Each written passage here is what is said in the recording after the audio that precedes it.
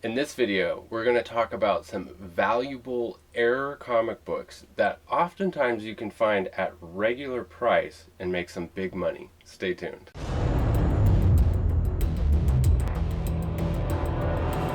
Comically correct comics. What's up, YouTube? Thanks again for stopping by. I really appreciate all the support I've got so far. I appreciate each and every one of you for all of those likes and subscribes. Please hit that subscribe button if you're new here. Type of stuff we do on this channel is informative videos such as this, just like interesting topics in comic books, but I also do a lot of unboxing and spec book related stuff. So yeah, if you enjoy the content, please consider hitting subscribe, and let's jump right into this video. So the first error that I want to talk about is double covers. Okay, so this is an error that can happen on any comic book. I have an example here that I just picked up. This is Venom #2, and this is a double cover. Now, you're going to have to take my word for it because I'm not going to take it out and handle it on camera. I'll put a picture up here actually of the actual book showing the double covers. It's just the exact same cover twice. I picked this up from Antihero Gallery on Instagram. If you're not already following him, go check him out. He does amazing claim sales, awesome raffles, and things along those lines. I'll put a link in the description to his page over on Instagram. He's got some big things in the pipeline too. So again, go check him out. You'll be glad you did. So anyways, I got this at one of his claim sales for $100, which is super reasonable. I mean, that's a good price for this issue. It's not super uncommon. There are several of them on eBay, but none of them for $100. So super happy to get this. And the thing about double covers is you have a chance at something really special if you get it graded, because the way it works, the way CGC does it, is they grade each cover. So on the label it'll say something like first cover 9.8, second cover 9.9, or something along those lines. And whatever the highest graded cover is, whether it's the outer cover or the inner cover, that's what the label gets. So if you have the outer cover is an 8.5 but the inner cover is a 9.8, it gets the 9.8. And it's not uncommon to get a 9.9 because those inner covers are totally protected by the outer cover. So you have a chance at getting a really special book, which would be a double cover and a 9.9. So that's what I'm hoping for with this one. 9.9s are one of the most elusive things in the comic book collecting world, so not expecting it, but I would be so excited to get that. Now, double covers don't have to stop at double cover. I've seen, the max that I've ever seen on one book was 8 covers, and it's listed right there on the CGC label: first cover, second cover, third cover, fourth cover, fifth cover, and they grade each cover. It's pretty hilarious, but I've seen as much as 8 covers on one book. Another example of this recently is Venom 27 with the Jon Boy Meyers cover on the outside, and the Stegman sketch cover, the 1 in 100 variant, on the inside. Now this, I don't know that I've ever seen this before, where it was a double cover with 2 different covers. I'm sure it's happened before, but it's definitely way less likely to have a double cover that's different covers. I mean, how does that even happen? It makes you wonder if it was intentional in a way by the printer. I don't understand how it could happen, but again, I don't understand the dynamics of comic book printing, so maybe it's not that rare. But it is rare for them to come to market with a first appearance key issue, which is Venom 27, which is the first appearance of Codex, and it's a double cover, and the inner cover is a 1 in 100 sketch variant, which is a super sick, totally rare cover. So it's the collector's dream. If you're into collecting rare, uncommon issues, this is something you might want to look at. When it first came out, prices were crazy, going all over the place. Raw copies have leveled out now for about $600 in the near mint range for a raw copy of this error. Graded copies are leveling out anywhere between $800 and $2,000. There was a lot of hype about this when it first came out, which is totally par for the course with comic books. It's usually how this thing goes. You get the FOMO, the fear of missing out. Everybody wants it. Oh, I want to get it before it's too late. And then everybody kind of calms down, usually because other stuff is constantly coming out. That's what's so exciting about this community and this hobby, is that every day there's something going on, and it's what makes it exciting. It's what makes it fun, and it's important to pay attention to those types of things so you can see trends and make sure that you don't get hit by that FOMO and end up paying way too much for a book. So that's the double covers. The next error that I want to talk to you about is another something that I was lucky enough to pick up recently. And this is the one that if you watch for it, you could easily get this for regular price. Amazing Spider-Man 194. This error is in the top corner here, and it's the little yellow bar in what should be the all red Marvel Comics group bar. According to rumor, it was caught early on in the print run and stopped, so it's unknown how many issues of this are out there. But what is known, based on looking at what's come to market, is about 1 in 400 or 1 in 500 even of this book has the error. In all instances, until now, since I've got my hands on it, but in all instances it was never listed as an error copy. It was always listed as just the regular book, and that's what happened with this one. It hit eBay. I had my little notifications turned on. I'm always checking this issue, and I've been looking at it for months and months and months, and scrolling and scrolling and scrolling and looking at hundreds and hundreds of regular listings. I mean, there's the newsstand and the direct of this issue, but then boom, it popped up, listed at regular price, the error edition, and I couldn't click buy it now fast enough, even though it is a CBCS label and case. The guy was probably so confused as to why his CBCS graded one immediately sold for more, or right about what a CGC one would sell for. But nonetheless, I'm super stoked to have this in my collection. It's something that you could look for and see. I've seen two. I saw another example of this in a raw book, but it was incomplete. So to have it in high grade like this, I'm just super excited. But it's something that you are likely to find just listed as a regular edition because it's a small error and it's super, super not well known. People are sleeping on this big time. So it has huge potential because it is a first appearance of Black Cat, Felicia Hardy. And so this is something that you might be able to find at regular price and make some big money on. But you're going to have to find it before I do, because if I see another one, I'm going to buy it. I know that. The next category of error that I want to talk about is a really, really awesome one. And it is comic books that are printed without the foil or with an error in the foil printing. As cool as foil comics look, in my opinion, foil comics missing the foil look even cooler. They're super easy to identify. I mean, you can tell right away that there's something wrong with the comic book. You're less likely to find this in the wild or online where it's not listed as such, because it's so easy to identify. However, that doesn't mean that you shouldn't go ahead and buy it. Just make sure you don't get that FOMO and pay too much. It could still very well be a good, valuable investment to pay top dollar for one of these if the conditions all add up and it's right. There's usually two different types of error. One is where the foil is missing completely, and the other one is where the foil is printed off register, or in other words, it's misaligned.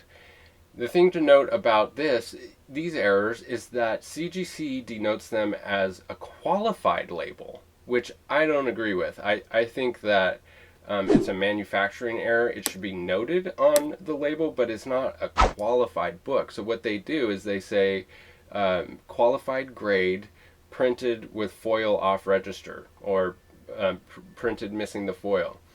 The green qualified label is synonymously associated with lower value. It's across the board. Everyone knows, avoid green labels.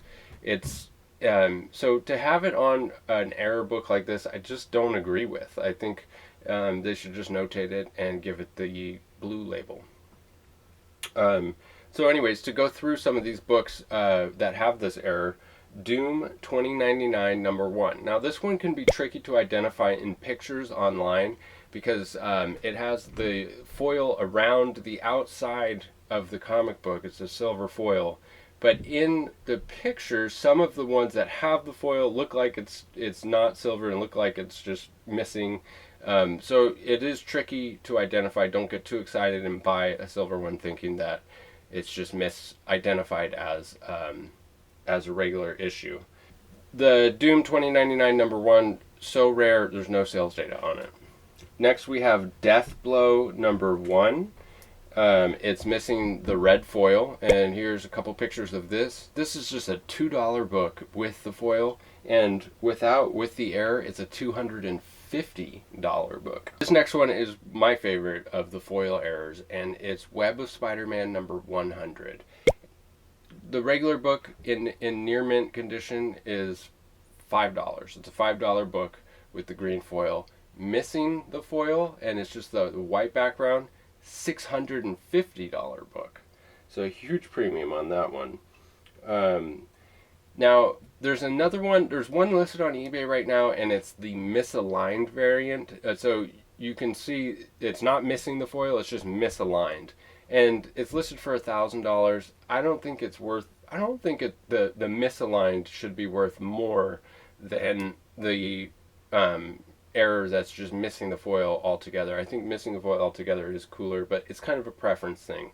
An error is an error, and so it's on the eye of the beholder, and with scarcity also plays a major role. So if the misaligned is more scarce than missing altogether, then yes, it should be worth more.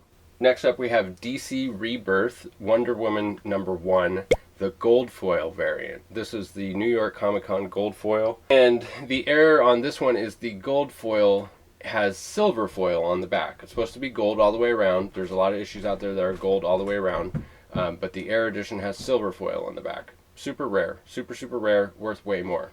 Also just a super rare book, a regular version, not an error. A CGC 98 sells for around $1,000 for this gold foil variant. It's a super sick cover too, but there's no recent sales data on the error, but I'm sure it would fetch a pretty penny if the regular editions are getting that much. Next up is a really popular one that is awesome. It is Wolverine number 145. And this is often referred to as the Bone Claw variant. There's a direct and newsstand edition that has the claws, and I'll put pictures up here, regular printed, no foil. And then there's also the silver foil variant where the claws have silver foil, and then there's a gold claw variant where the claws have gold foil, and then the error is where it's supposed to be the foil variant, but it's missing the foil, and so it looks like and appears like bones, and that's why they call it the Bone Claw variant. Then there's also another error, which is the misaligned claws. So the misaligned has the foil, but it's just misaligned, which seems to be more rare than the Bone Claw, the misaligned. Prices on this is a $25 book regularly, as it is. It's a $25 book with no error. But with the error, the Bone Claw variant, you're looking at about $700. And then there is one copy right now of the misaligned variant on eBay for $15,000. The guy is smoking a little bit of crack on that one. It's definitely not worth that much. This is also one that you need to be careful of, where the silver foil sometimes could appear like the silver foil is missing if you look at it in pictures because of lighting. So just, don't get carried away and buy a bunch of copies thinking you're getting a Bone Claw, and if you're not. Most of the time people know about this one and they're listing it as such. Next up we have Venom Funeral Pyre number 1. Now this book it is a holographic book, so it's a little bit different of a foil. It's got that holographics look to it. It's a $5 book regularly, and without the foil, with the error, it's an $800 book. Next we have Guardians of the Galaxy number 25. Just by itself, the normal version, this is a sick cover. I was sleeping on this one. I haven't seen this one before. It's normally a $3 book, but without the foil, it's a $650 book, so a huge premium on that one. Another issue to look for is Rogue number 1. It's the limited series Rogue. And with the foil, this book is just a $3 book, a $3 to $5 book. And without the foil, it's a $300 book. So there's not as much of a premium on this one. And this speaks to the correlation between popularity of the book and the price. Anytime there is a error or a variant with a super popular book, it has an exponential increase to the value versus an error in a like this Rogue. It's not a popular book, so even though it has that same type of error, it just doesn't demand as much of a premium. It demands a premium, but not to the extent of a super popular book. And you see this across the board with comic book investing, newsstand editions, things along those lines. Alright, the next error that I want to talk about is something that you can find all the time, and this is Edge of Spider-Verse 2, the dark variant, or the black, sometimes it's referred to as the black error. And it's not actually a black error, there's never a black cover. It's only ever a darker maroon. And what does seem to fluctuate is how much darker the background is. So I've seen issues where it's super dark, but still not completely black. And then I've seen other ones that are slightly darker. So there's a spectrum. And so there's a lot of speculation about this book. It's really unknown about numbers and things along those lines. I did a whole video on it, so I won't get into too much detail about it here, and I'll put a link to that video up here somewhere if you're interested. But my advice on this one would be, if you're in the market for Edge of Spider-Verse 2, I would buy the book and look for a darker variant. You can usually find it for the same price as the regular one if you are patient and you look hard enough. So if you're going to buy that book, you might as well buy the darker version, because the darker version is definitely more rare than the regular version. The question is how much more rare, and what kind of a premium does that play on the price. Alright, the last two errors that I want to talk about are similar in the sense that they have something missing from the cover, and I think that makes them super cool. It's just a cool type of error, just like the missing the foil. But this ones are missing something in the print. So the first one is Howard the Duck number 33. And this one is missing all new and page epic. So you'll see up there it just says 30. Well, it should say, like it says over on the other one, all new 30 page epic. What's interesting about this variant is it doesn't demand much of a premium. And this again speaks to the popularity of the book. It's not a hot book. It never will be. Howard the Duck number 33. So it just doesn't demand that much of a premium.